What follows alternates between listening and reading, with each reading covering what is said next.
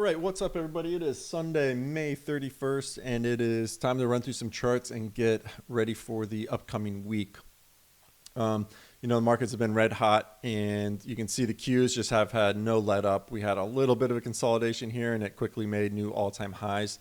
As long as the Qs are holding above the 10 and 20 day, I'm going to be, continue to be aggressive on momentum and breakout names. So, this has been a great run. How long will it go? Where will it stop? I don't know. But as long as it's holding these key moving averages, I'm going to be involved in the market and be continue to be aggressive.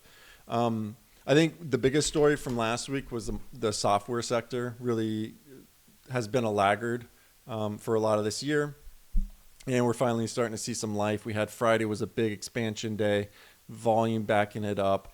And we finally saw Microsoft, one of my holdings, finally start to break out and really pay us. I've been holding it for a while, and we had a nice move here off the bottom, and we have been flagging basically since April. So we finally got the move on Friday, big volume day, expansion. We broke out above the 430 area that I've been watching, and now we're back into the earnings gap.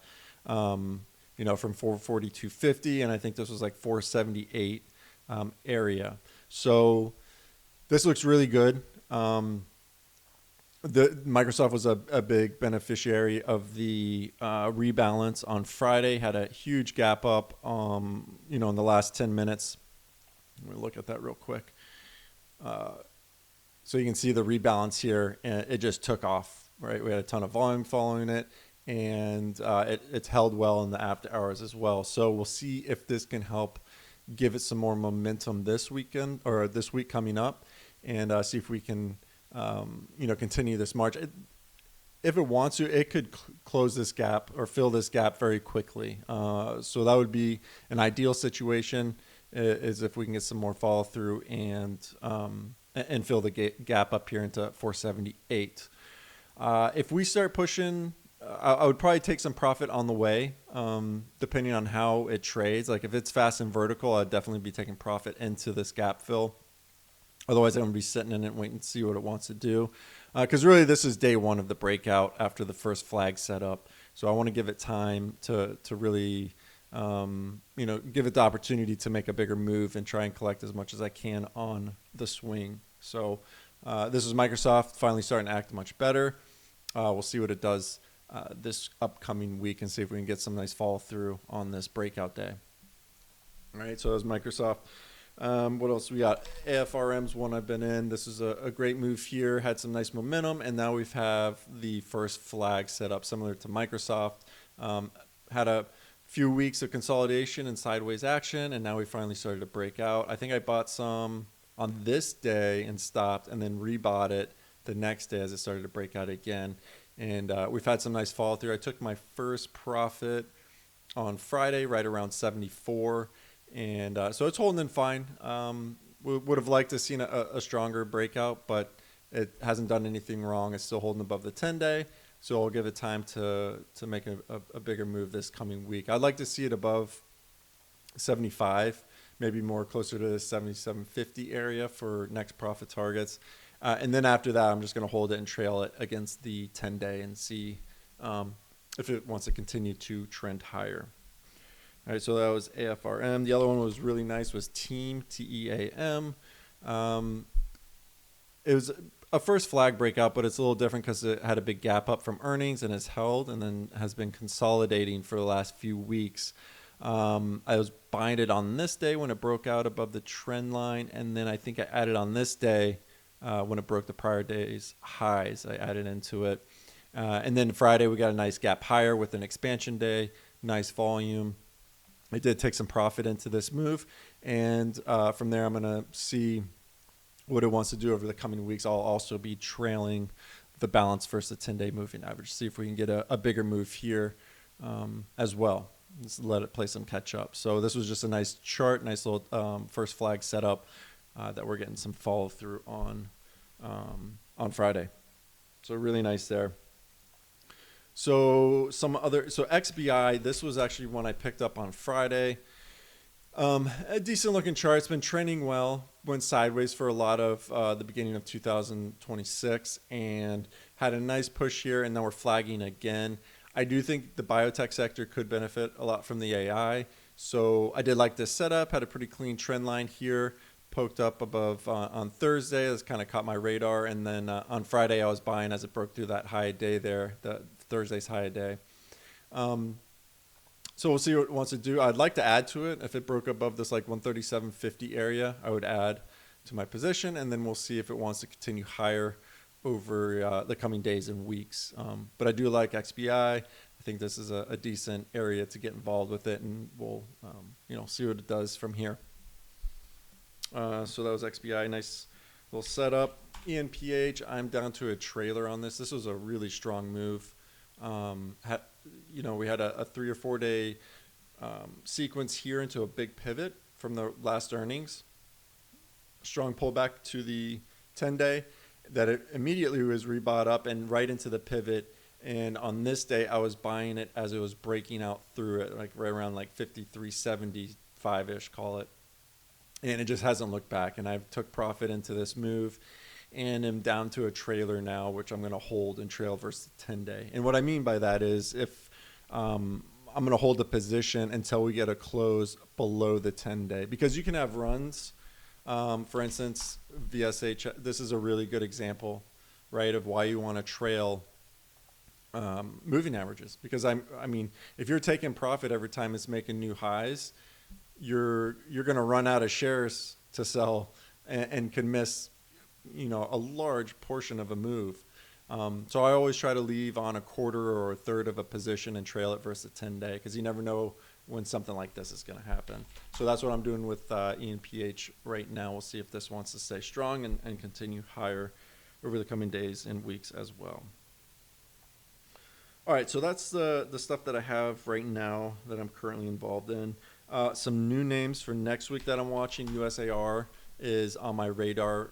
Rare earth and precious metals have been behaving a bit better. And this one had a nice setup here. We kind of sold off, tested this macro trend line here, was bought up strong on decent volume. And now we ran right into that previous pivot and are trading sideways. And Friday had a nice tight inside day right below this pivot area. So let's see, this is like, it's called 2860. So if we start breaking out above that, this area, this big pivot, I'm going to be buying. That's going to trigger a buy for me.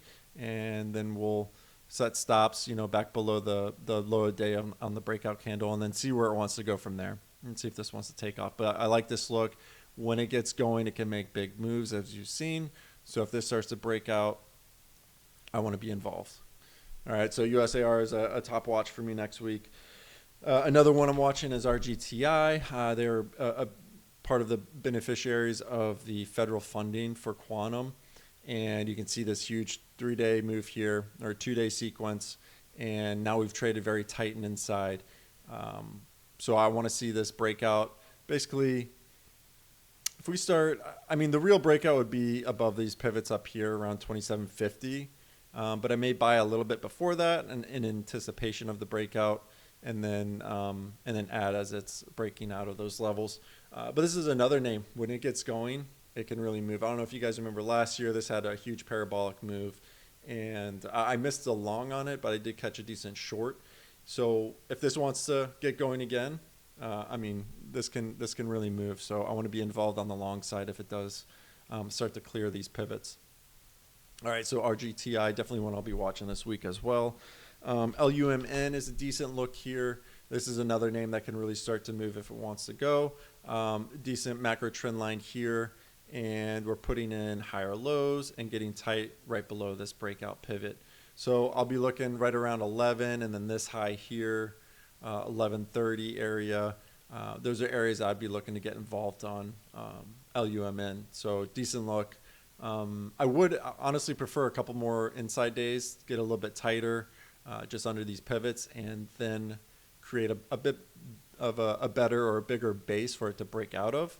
I think that would set up a little bit better. But regardless if it breaks out tomorrow or Tuesday, I'm going to be involved in getting into this as well, because as you can see, when it starts to take off, it can cover a lot of ground very quickly. So we'll definitely be involved with this if it starts to break out as well.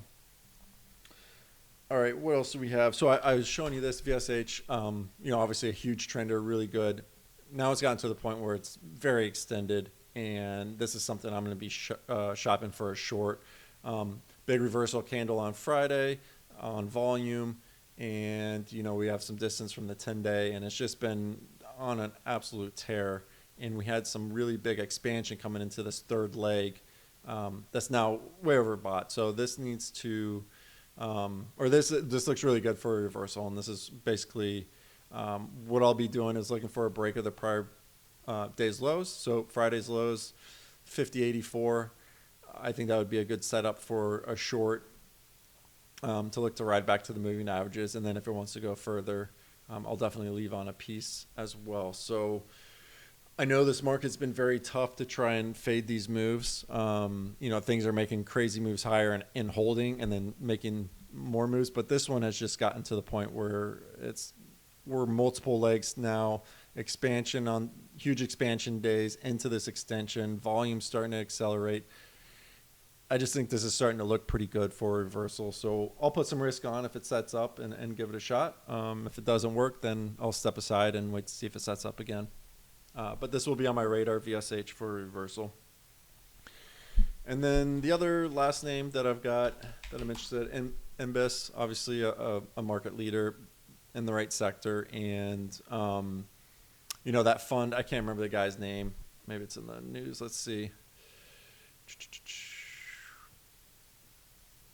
I can't remember the kid's name, but he put on a huge position, billions of dollars. It's his largest position in his portfolio now, and this has a nice little flag look. It is a little bit wide and loose. I prefer my flags to be a bit tighter, have a tighter base to break out of. But this name has been very hot, and if it breaks out through this like 273.75 area, I'm going to be buying through these highs here. Just to be involved and in case this really wants to go. So yeah, this will be on watch. You can see how well it's held the 10-day on this entire trend higher, and have been sideways basically since the beginning of May. So a decent base. Wouldn't mind it being a little bit bigger, but just the way the market's been, you got to get involved when things are looking good. So this will be on my radar as well. Got some alerts out for it. So yeah, that's pretty much it now. Been pretty busy. Lots of positions I like. I mean, my watch list is huge. But a lot of these names need more time. I've traded some of them and have, and a lot of them I'm not in yet. I think some of them need a little bit more time, but I want to keep track of them. So I'm going to keep them on my watch list.